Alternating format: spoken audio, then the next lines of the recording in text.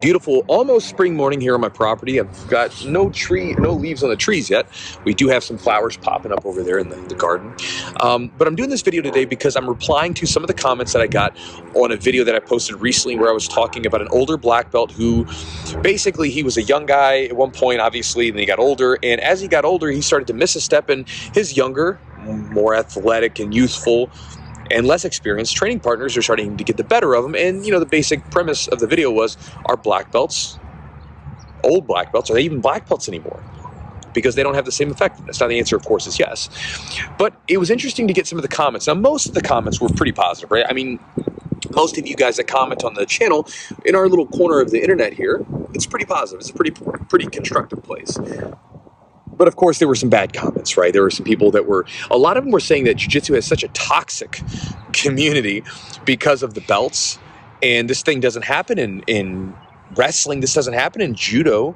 This doesn't happen in boxing and in other sports that don't have a belt. I don't know if I said boxing or wrestling, but, got some different ones. And I hear you. Sometimes people can get really hung up on the belts. I 100% agree. But the idea that this doesn't happen in those other combat sports is not true. I have friends that are in judo. I have friends in wrestling, friends in boxing, kickboxing, MMA, everything else. A lot of these don't have belts. Judo does, but a lot of them don't have belts. They deal with the same issues. Some of these guys that I'm thinking about in my head, my friends, they're 30s, 40s, 50s.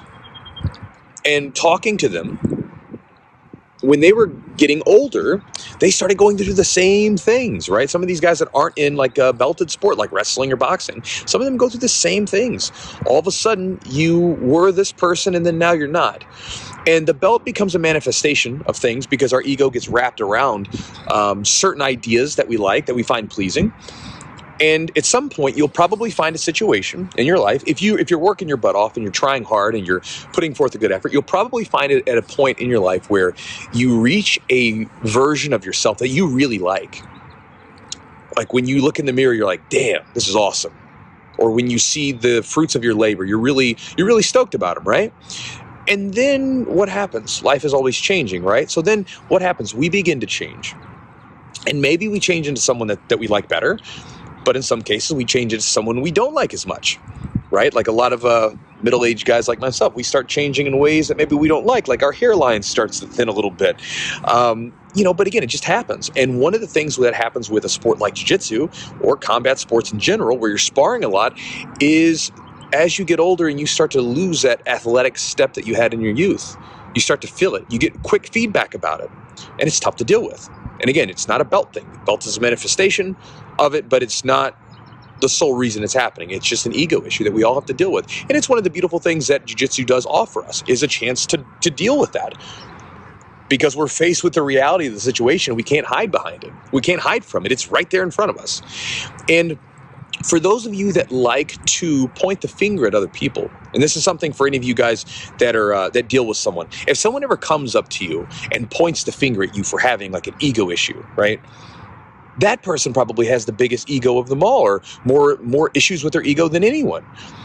Because if you can realize you have some issues with your ego, which we all do, that's very useful, because awareness in itself allows you then to look at it and see it for what it is, right? Denial of anything doesn't let us fix anything. If you don't believe you got a problem, you can't fix it.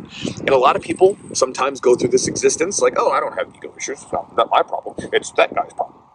And so when I see those comments, I can't help but, in my mind, it tells me more about you than it does about the person you're trying to wag the finger at, right? Like, you probably have the biggest ego in the comment section. And for any of you guys that are dealing with that issue of getting older, because again, and these videos stay up forever, right? It's a dual-edged sword, right? Because again, one of my students was talking to me about this. He's getting older as well. He's in his 50s. And he was like, this is what we want, right? We don't want to be young and die, right? We want to get old and live longer and everything else. But it's this dual-edged sword where we're fortunate enough to live to be older, which is a blessing, right? Think about how many people's lives don't live to be in their 50s and 60s and so on, right? So it's a blessing. But at the same time, we have to let go of the person that we used to be at some point. And that's not easy because, like I said, at some point, you might find a version of yourself you really like. Enjoy it. It's there for a little while, and then you're going to change. So anyway, that's the video, guys. Just a random idea to chew on as I'm sitting out here in the property enjoying some sunlight. And I'll talk to you guys next time.